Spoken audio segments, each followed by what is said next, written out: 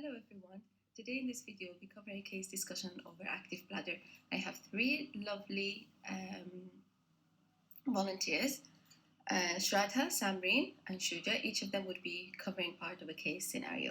So let's come and see our first case scenario. The scenario is the following. You're the ST5 running the Urogynecology clinic alongside your consultant. You're about to see a patient whose referral letter is enclosed. The nurse tells you the patient is frustrated, having to wait for 2 hours to be seen. While she was waiting, she had a leak episode because the washroom was occupied. The patient's notes could not be located in the system or with the files. And this is the referral letter. Dear Doctor, Chloe Ashworth, 44 years old. Would you be kind enough to see this patient who presented 3 months ago with urinary incontinence? She was referred to your clinic and was diagnosed with an overactive bladder. She was instructed on lifestyle changes and bladder training with the incontinence nurse. She presented to me 6 weeks after bladder training with no symptom relief. Yours sincerely, the name of the doctor.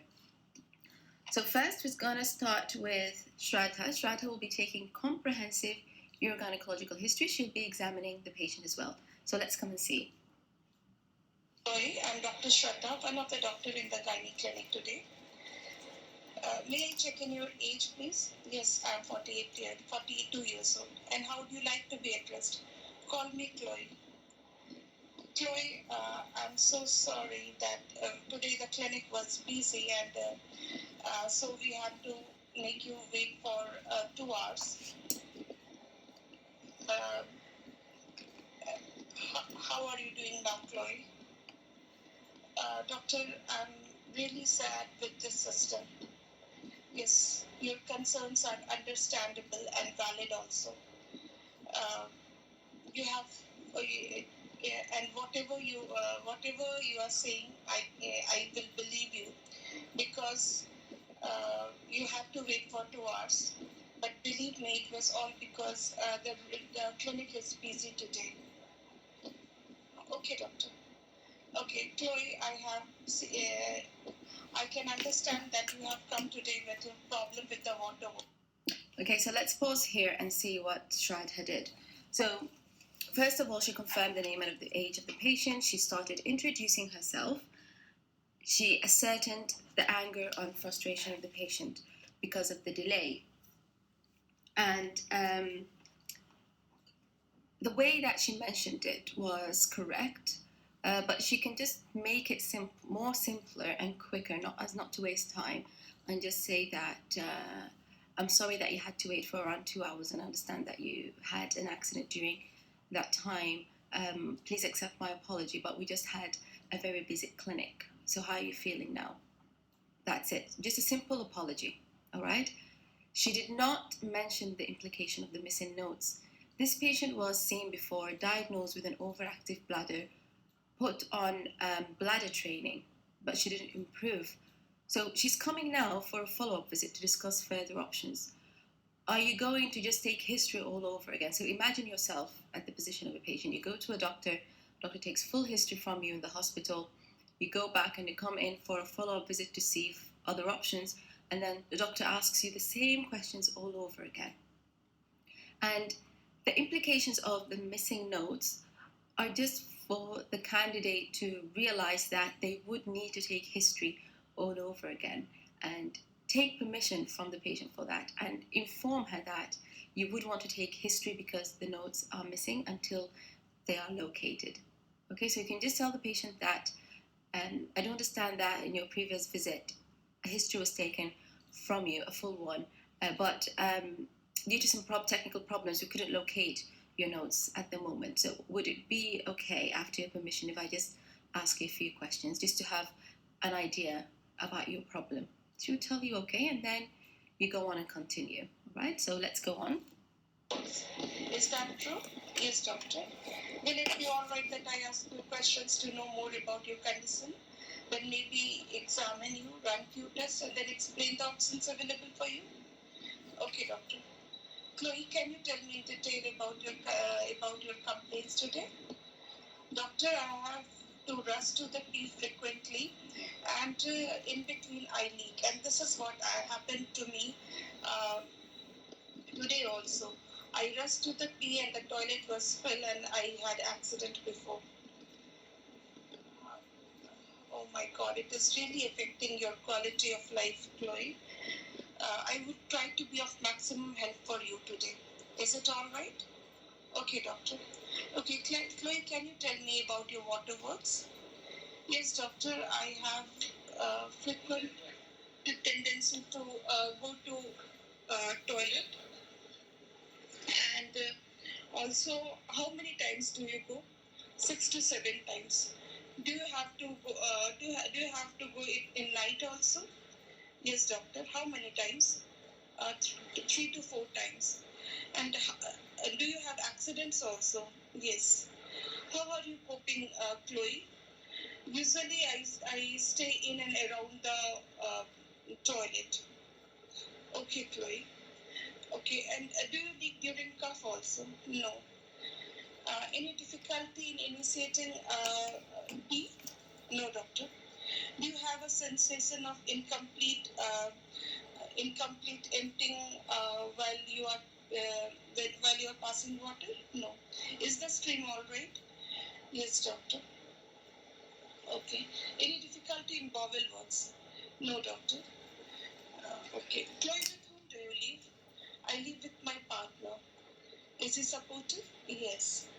Chloe, do you have difficulty in sex with your partner? No, doctor. Is there any bulge from down below? No, doctor. Okay. Are you on any contraception? Yes, doctor. I'm on Marina. Since how long? 2 months. Okay. And when was your last period? It was 10 days back. Can you tell me more about it? Yeah, my periods are regular, no issues. Have you ever been pregnant, Chloe? Yes, I have been pregnant twice, and both were normal delivery and with forceps. And how was your recovery after that? Recovery was normal. Did you do physiotherapy exercise also?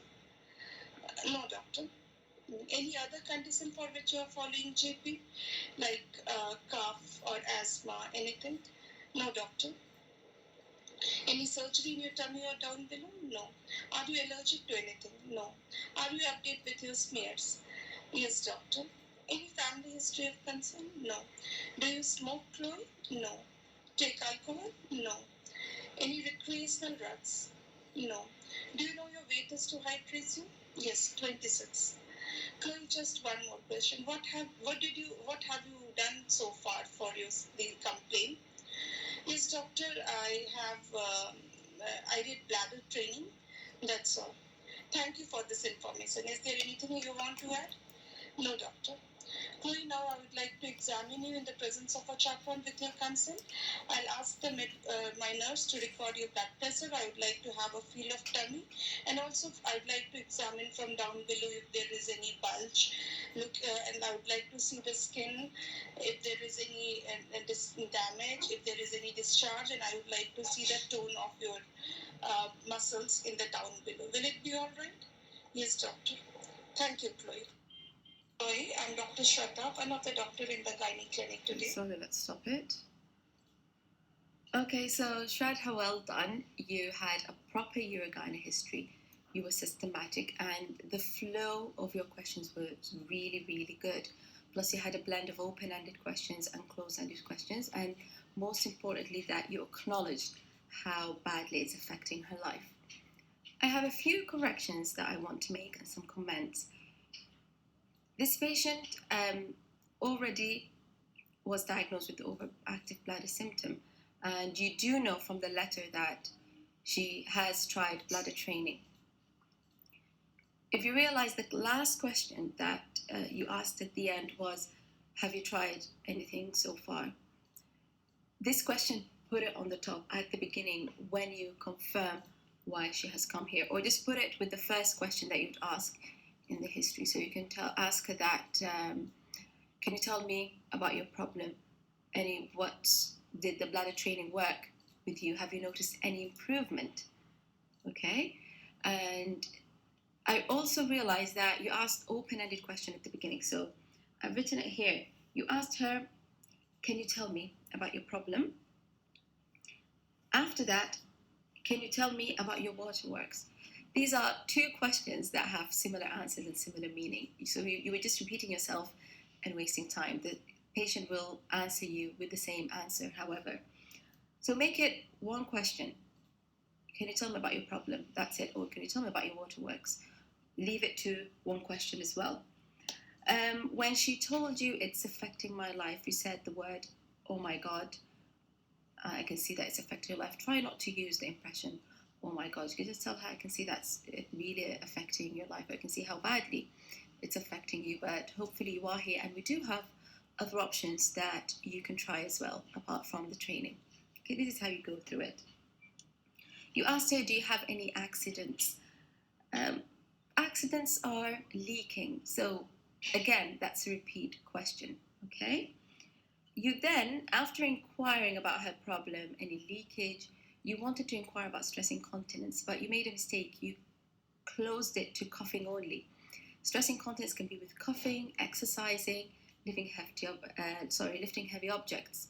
She can tell you, no, I don't leak when I cough, but she can be leaking when she exercises or climb the stairs. So again, formulate that question, and you can ask her, I have it written down here, do you wet yourself at other times, apart from when you want to go to the toilet, like when you cough, lift heavy objects, or climb the stairs? And then she will answer you. If she says no, then that you'll be sure that she doesn't have any stress urinary incontinence, okay? But then, Shraddha, you suddenly surprise the patient by asking her, do you have any problems with sexual intercourse? Signpost before that. Let her know that you are going to inquire about sensitive personal information. Imagine yourself going to the doctor having numbness in your fingers or leg pain or even tummy pain, and the doctor is inquiring about symptoms related to it, and suddenly he or she asks you, do you have any problem with sexual intercourse? That can come as a surprise, and you'll be wondering, why is that doctor asking me about my sex life? So signpost and tell her that, Chloe, I would like to ask you some personal information about your sexual health. Would that be okay? She'll tell you, all right. And then you ask her, are you sexually active? Do you leak when you have sex? Because that's what you want to know. You don't want to know if she has dyspareunia, if she has problems with arousal or problems with sexual intercourse. None of that, okay? Because here is just focused urogyne history. Other problems would not matter at all. Okay. The last comment that I want to make is on drug history. You ask her about allergy, but how about current medication use? Any scenario in any patient, please don't skip drug allergy. That's a no at all. It's forbidden in Part 3 to miss that, because especially if you are going to offer treatment, whether it's medication or surgery, you want to know if she's allergic, because she would be, for example, anesthetized, antibiotics may be given, any medication may be given, and also if you're going to offer her any medication that can interact with the drug that she's taking, or if she's allergic to it. So always in drug allergy, ask her two questions. Are you taking any medication at the moment? Are you allergic to any drug or any substances? Because substances can cover latex, it can cover Botox as well, because Botox is one of the options, and there are patients allergic to Botox, right? So well done, Shraddha. You did extremely well. Just the small comments that I mentioned in your history, the sequence is okay. This just the choice of the questions, and try not to waste time by repeating questions with a different meaning. Okay, just target specific questions, one after the other right away. Okay, so let's come to the next part of the scenario. Let's come and see here. Samreen will be discussing the management plan, so she'll be taking on after Shraddha. So let's hear what Samreen has to say. I can see that you already tried some bladder training and the lifestyle modification, but it doesn't work. But we are here to help you, and we have other option, which including the medicines or a surgery. I will discuss both options with you one by one. Okay, Chloe? Okay, so I'll pause here and just comment on the initial part. It's good that she assured the patient clearly that there are other options apart from the bladder training. But what you did wrong, Samreen, was that you told her we have medications and surgery. I'll be explaining one by one. Yes, you do have these two options, but I felt like, or the way you said it, conveys to the patient that she can either choose from medication or surgery. And it's not surgery, it's procedures like botulinum toxin and percutaneous sacral nerve stimulation, okay? So another way to formulate that is that you can tell her when we manage an overactive bladder, we usually start it step by step. We do the bladder training for a while, and then we go on to medication if it doesn't work, and then later on some procedure. Every woman responds differently. So some women may find that the bladder training works well with them, and they continue with. Other other patients um, may not benefit from the bladder training and may benefit from the medication, while some women may need to go on further to procedures and surgery. In your case, since you did try the bladder training, it didn't work, so the next step we can offer you, or the next option, would be medications. And then you go on. So here you did show the patient and the examiner that you do know the sequence of the treatment, and it's taken step by step. And for this patient, what's going to be the next step? Okay, so let's continue. Okay, so one of the options is the medicine, which we call the anticholinergic medicine. What happens exactly when your brain will send the signals to your bladder to contract and to pass the wee, and what the medicine do, they will dumb down the abnormal contraction. So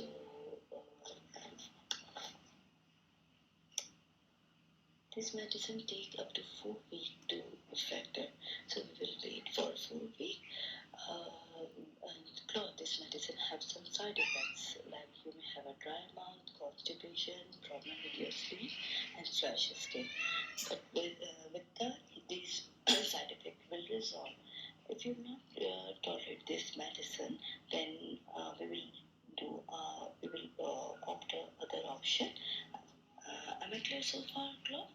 So other option is a surgical management. But before that, we need to do a special test called the urodynamic to see how your bladder is working.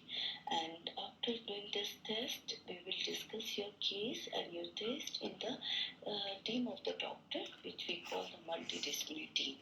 And after that, we will come to the most suitable option for you. Am I making sense, Claude? Okay. The other options are including including the small devices which we implant under the skin of your bladder to send the burst of the electric signal to the nerve that control your bladder, which we call the central nerve stimulation. And you may need at least 12 sessions, and it is around 7 out of 10 women get benefit of this option. Do you have any questions so far? Okay. The other option is a botulinum toxin, and this option we will do, we'll just inject a botox inside your bladder by a small telescope, and we will do, and we will dumb in this treatment. What happens exactly? It will dumb down the abnormal contraction of your bladder. However, it may dumb down the normal contraction. So there's a 10 to 20% chances that you may not pass the wee completely, and you may need to insert the catheter in your bladder to pass the wee. What do you think about this option? Okay, you not like this option.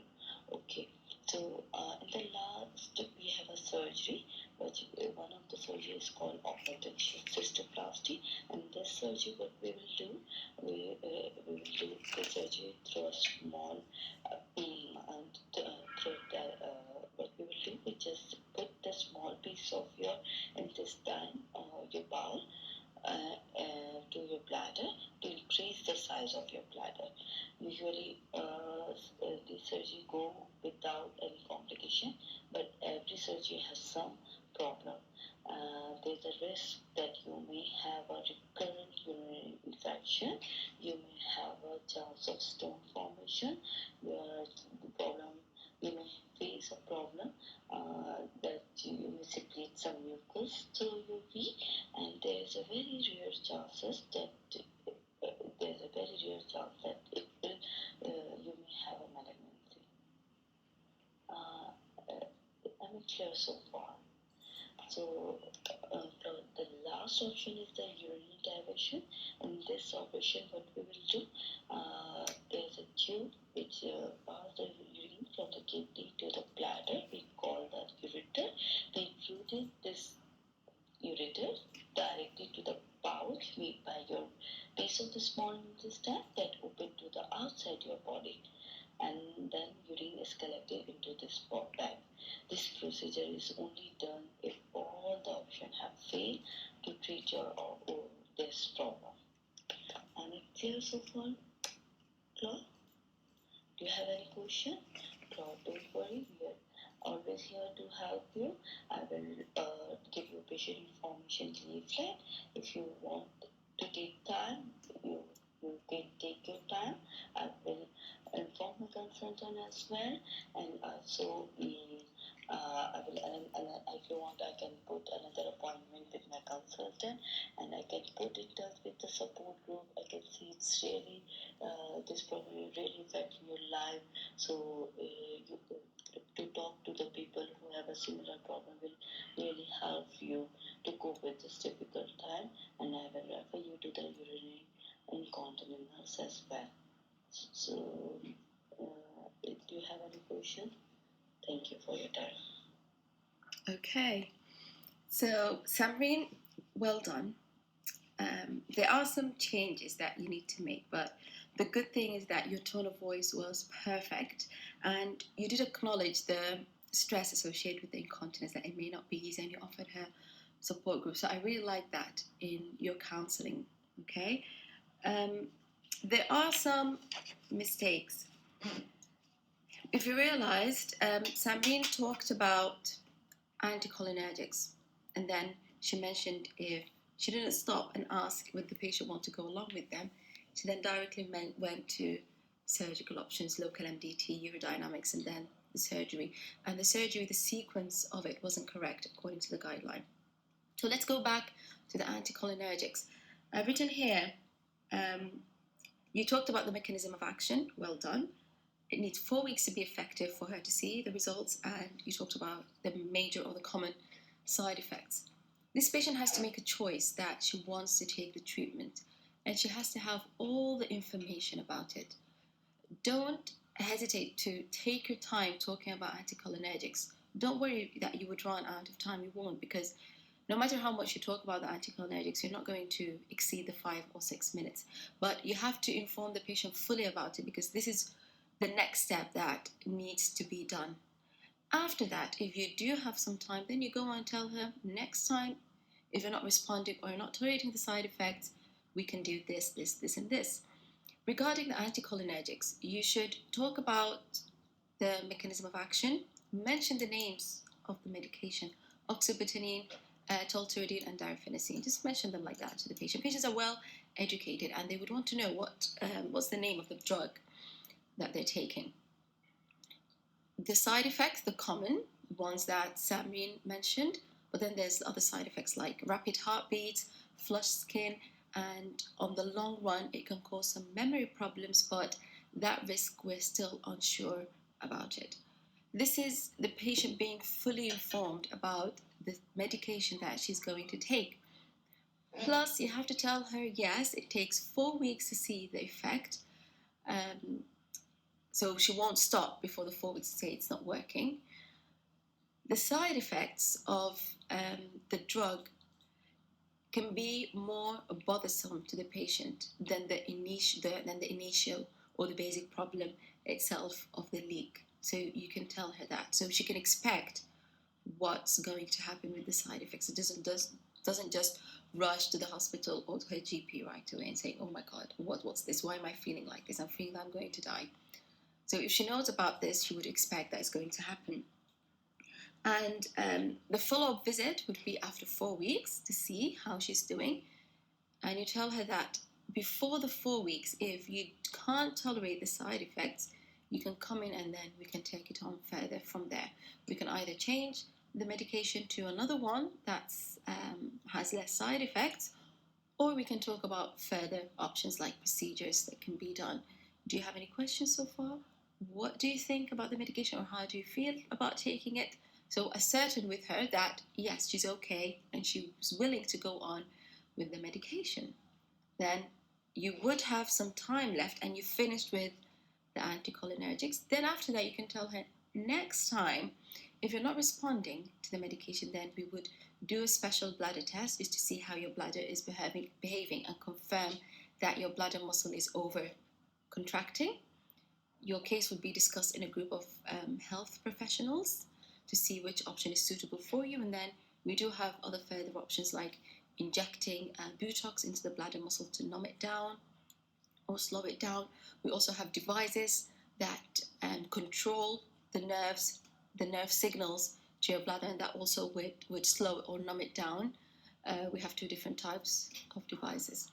So this is how you go through it. You do not need to mention the risks of the Botox or the risk of the percutaneous or sacral nerve stimulation, not at this time. You just need to talk to her about what to expect later on and what other options available. Plus, with the anticholinergics, she has to continue with the bladder training. So tell her, after you finish from the anticholinergics, that we would advise that you continue as well with the bladder training, because the more you continue on it, combined with the medication, the more effective it would be in relieving your symptoms.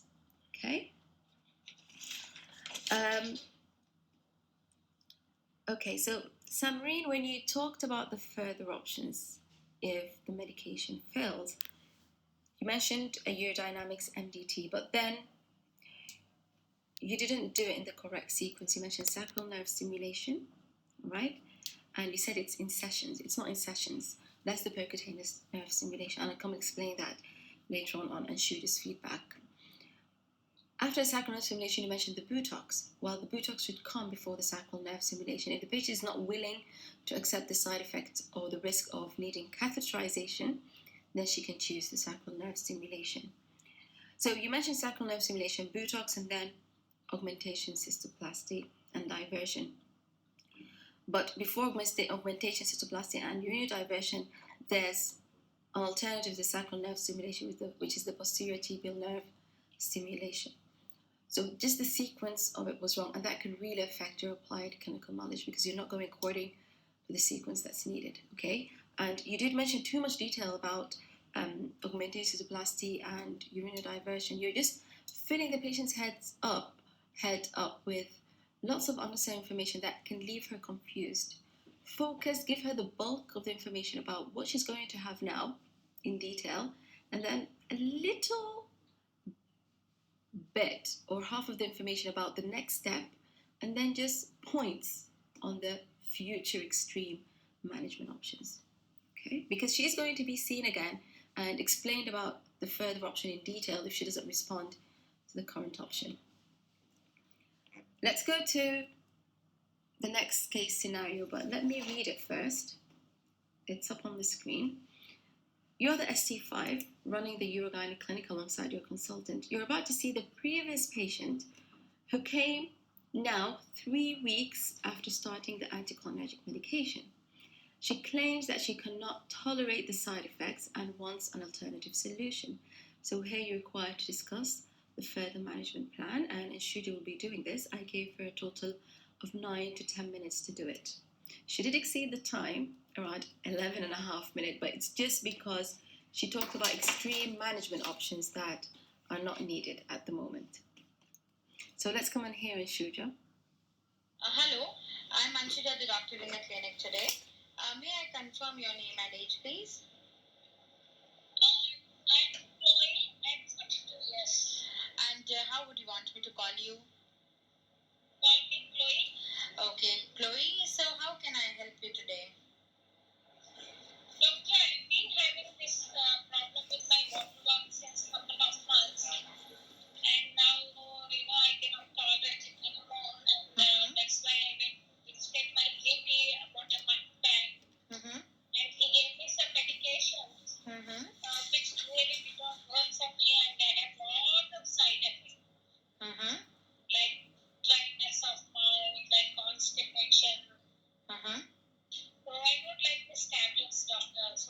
he referred me here.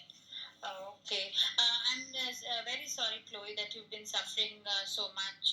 So, Chloe, is it okay if I ask you a couple of questions and then we can discuss your further management? And I may run a few tests as well on you. How does it sound, Chloe? Yes, doctor, please do something. Surely, Chloe. So, Chloe, can you tell me more? So, how long have you been taking these tablets? Doctor, about now 3 to 4 weeks. Okay. And do you remember what kind of tablets have been given to you? Doctor, something he called like oxybutynin. Mm-hmm. Okay. And you were taking it by mouth? Yes, doctor. Okay. And otherwise, Chloe, are you fit and healthy? Yes, doctor, I'm absolutely fine. Okay. I don't have any problem. That's nice to hear, Chloe. So, Chloe, in particular, do you have any problems with your blood pressure? No, doctor. Any diabetes? Sorry? Any diabetes? No. No. Okay. And how is this affecting your quality of life? The doctor, it's very problematic that nowadays it's been increasing, and I don't feel like going outside, and because I don't know when I have to go to the toilet, and sometimes I wet myself, and whenever I go out, I have to wear pads. So I feel very frustrated, doctor. I can't tolerate this anymore. I'm really sorry, Chloe, about all this, but we are there to help you out. So, Chloe, I'll ask my midwife to have a check on your urine sample just to rule out if there are any kind of infections out there, and then Chloe, what we can do? Okay, so until now, and she did excellent. Good work. Well done. I really liked it very much. Your introduction was really good. Your interaction with the patient, the language that you chose as well. And you did ask her focused questions according to the situation right now. Some of them are normal communication questions like how badly is it affecting you, just to show the patient that you do understand incontinence and a patient wetting herself or leaking can be embarrassing, it can be difficult, cannot be easy. She also asked about the type of the medication she took and the name and the duration as well. The most important question she did inquire about is medical history, just to be safe when she's going to offer the next options. And she inquired specifically about diabetes, hypertension, and other medical conditions in general. She could have also inquired about allergy to Botox because that's what she's going to offer later on. Okay, so well done until now. No mistake, just apart from the allergy. Yes, we can offer you other medications, and we can change the route of the medications as well. So this may help you overcome your side effects, and you may feel a little better. How does it sound, Chloe? Doctor, I know somehow I don't like medications. Or I take it every day, and I don't feel any relief from that, but I have to tolerate my side effects with the medication. So I really don't want medications, doctor. Okay, I understand your concerns, Chloe. Chloe, there's a medication by the name of mirabegron. This is a medication which will relax your muscles of your water bag, and then more urine can fill in, and it can store more urine, and your problems can be alleviated. This is a drug which is a single tablet, and you need to take it by mouth only once a day. But yes, there are a few side effects with this as well. You can have repeated urinary infections. You can feel your heart to beat a little fast. You may have certain kind of rashes or itchy skin as well. But this is a good alternative if you want to try that, Chloe. Doctor, give me something apart from the medicines because I don't think medicines will work for me. Okay, surely, Chloe. So, Chloe, because you're not willing for further treatment with medications, and you've noticed unwanted side effects with medications you were taking in. So what we will do is that we'll offer you a special test, what we call as a urodynamic test, which will actually tell us whether the muscles of your water bag are functioning over time. So once we confirm that they are so we will refer you to the local multidisciplinary team which we have, and then we can get the best management options that will suit your needs. So how does it sound, Chloe? I think it's fine, doctor. Okay, that's great, Chloe. So, Chloe, I'll make all the arrangements and tell my nurse to get you ready for that test. And meanwhile, Chloe, the various options which we can offer you is one we call as Botox injection. This is an injection which is actually an off-license treatment for this condition, in which 100 units are inserted with the help of a camera into the muscles of your water bag. What will this do is this will dampen the contractions of the muscle, and then your problem will get alleviated. But sometimes what happens is, Chloe, that this injection will also dampen your normal contractions. So you will feel that you do not empty your water bag completely, and you may require passing in a small flexible tube through your water pipe to empty your bladder. And we will teach you how to do that. So how does it sound, Chloe? Doctor, I don't want anything close to my bladder and all, doctor. I want something better options. Okay, Chloe. Chloe, other options which are available is what we call as the sacral nerve stimulation. Sacral nerves are basically, these are a group of nerves which lie at the back of your backbone. And these nerves, what they do is they send signals to your brain, and then there is a coordinated function between the brain and the muscles of your bladder, and they contract in a systematic way. So we will insert a small electrical device into one of your buttocks, and this electrical device will send impulses to your brain, which will control these nerves, and then the functioning of your muscles of your bladder will be coordinated. Am I clear so far, Chloe? Doctor, should I get admitted to the hospital for this? Undergo an operation? No, Chloe. You do not need to get admitted for the same. We'll just fix this device, and you can go back home. But sometimes what happens is that it could be a little painful, or it could be uncomfortable. It could be uncomfortable for some people as well. So this is a very good option, Chloe. If you agree, we can go ahead with this treatment as well. And the next treatment, what we can offer you is what we call as posterior tibial nerve stimulation. This is not recommended as a routine procedure. This will only be recommended if all the other options have exhausted. If you do not want the Botox injection or the sacral nerve stimulation that I told you to be done on you.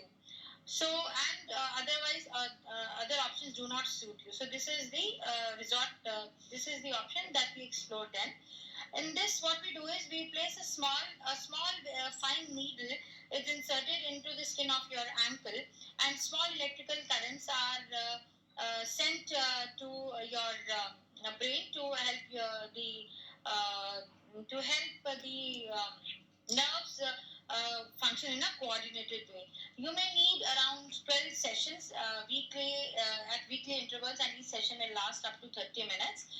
And so this can be one of the options for you. Am I clear so far, Chloe? Yes, doctor. Do you want me to repeat anything till now?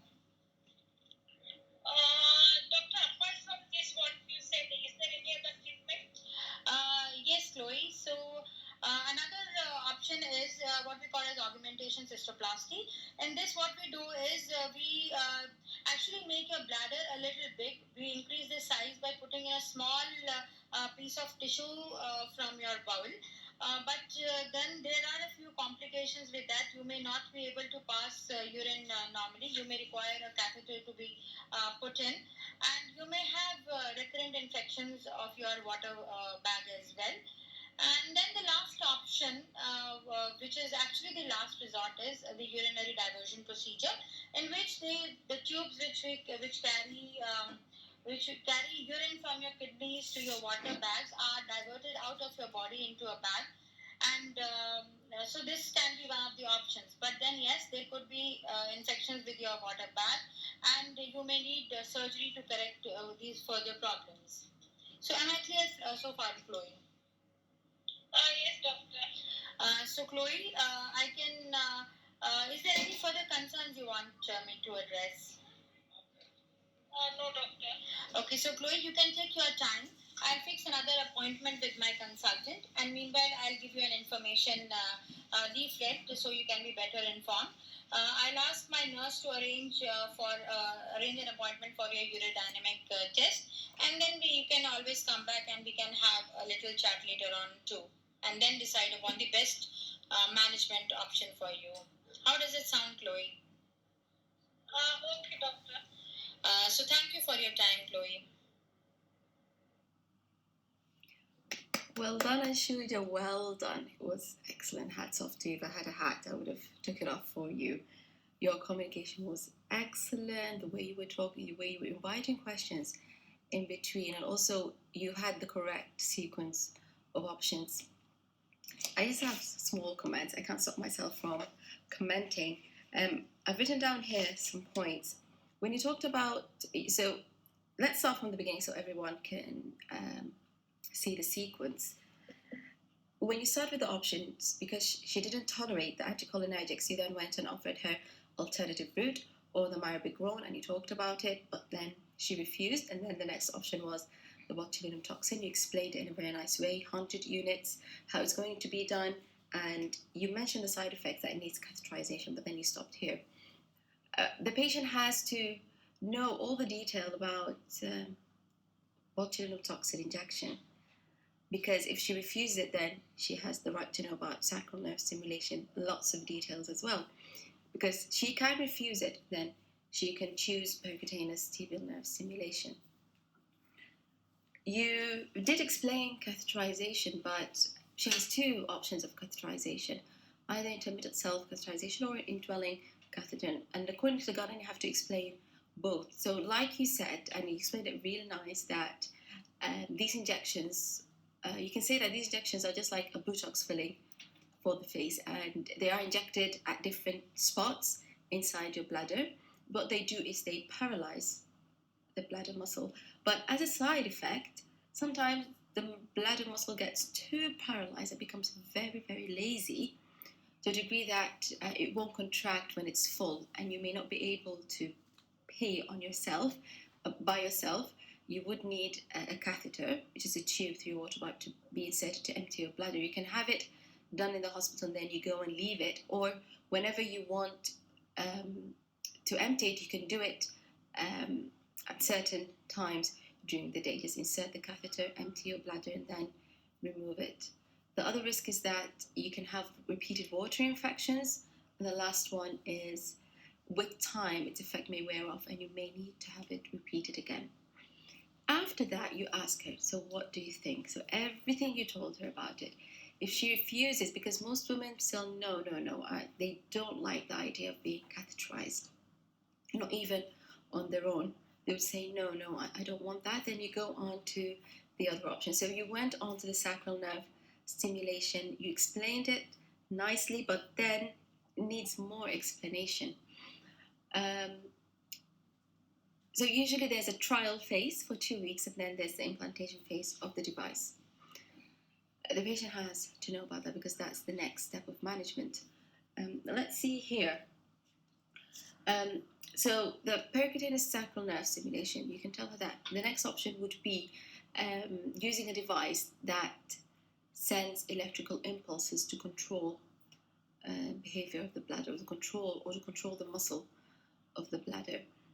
Before inserting this device, you usually have a trial of 2 weeks in which you come to the clinic. A wire would just be inserted into your lower back, and the device would be externally, and you will have sessions for around 2 weeks. If you are responding to that, then the device, it's around the size of it's very small, it's tiny. It's around a 2-pound coin, just like a heart pacemaker. We call it a bladder pacemaker. It would be implanted under the skin of your upper buttock, and the wire would be implanted on the skin of your lower back. And this device would regularly send electrical signals to calm down your bladder. The battery in the device stays for around 5 years. After 5 to 7 years, you would need to have it changed, but during that, you can just keep it there. It does have side effects. They are minimal, but you have to know about them. You can expect some pain or bruising at the side of the device, also infection. The wire under your skin in the lower back may move from its place a little bit, and also whenever the impulses are working, you may feel like a little shocking effect, but it's not painful. It may just surprise you every now and then. Do you have any questions? This is how you explain it fully to her. If the patient is not willing for the Botox or not willing for the sacral nerve stimulation, because some patients wouldn't want a device to be implanted under their skin, then there's the percutaneous posterior tibial nerve stimulation. And the way that Anshuja mentioned it and brought it up for the patient, it was clear, and the knowledge that she mentioned was good. So you explained it really nicely, like I've written here. It's just the side effects that you didn't talk about. So the side effects are minimal tingling, bruising, and some pain where the needle is inserted. And like Anshuja said, it's correct. A needle, a very tiny needle, will be inserted just above your ankle, just like an acupuncture needle. You would be in the office, and this needle would be connected to a wire to an external device. The device would send the pulses, and it works the same way as the sacral nerve stimulation that I mentioned. You would have each session lasts for around 30 minutes, and you would have weekly sessions for around 12 weeks. So this is how you explain. So some women may accept the posterior tibial nerve stimulation. Okay. If you realized when at one point I said 10 minutes are over, so that's when Anshuja just finished mentioning these options. She took an additional 1.5 minutes talking about urinary diversion, augmentation cystoplasty. No need. Wrap up your consultation by mentioning, okay, so for the time being, I'll let the nurse to book you an appointment for the urodynamic. Your case will be sent to the local group of health professionals after the result is out, and then you would be called in to discuss with you the management option and start with it. Okay, this is how you end it. If you do have time, it's highly unlikely, but if you have time, then you can tell her, instead of going silent, the other further options that are really extreme, and therefore women who don't respond to any of these treatment options, are surgeries to either divert the outflow tract of your urine or to increase the size of your bladder. Okay, so just mention these after you mention writing back to the GP, arranging the investigations. I have a slide here that is going to be put up. If you can see that I have compared between the case that Samreen did. The patient didn't respond to the to the bladder training, and she came for further management plan. So I mentioned what you say in details, and the further options, you just mentioned them, okay, briefly.